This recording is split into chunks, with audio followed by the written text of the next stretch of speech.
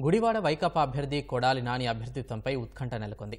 Nomination ప్రస్తుతానికి ఆమోదం పొందినా చివరి వరకు ఎన్నికల సంఘం ఎలాంటి నిర్ణయం తీసుకుంటుందనే ఆసక్తి నెలకొంది. ఈ వ్యవహారంపై కృష్ణా జిల్లా కలెక్టర్, ఎన్నికల అధికారి డీకే బాలాజీ పూర్తి నివేదిక ఇవ్వాలని గుడివాడ ఆర్డీఓ పద్మావతిని కోరారు. నామినేషన్ల పరిశీలన సందర్భంగా తలెత్తిన పరిణామాలపై ఆమె కలెక్టర్కు నివేదికను సమర్పించారు.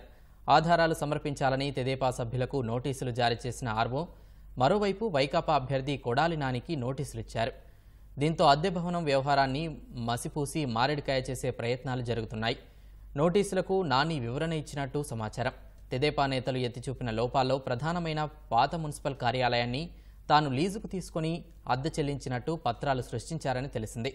మున్సిపల్ కమిషనర్ నుంచి ఈ మేరకు పత్రాలను తీసుకున్నట్టు సమాచారం.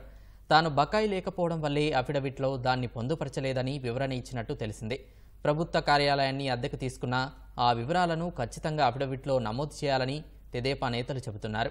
అంతే తప్ప నో అని పెట్టడమేంటని అభ్యంతరం వ్యక్తం చేస్తున్నారు.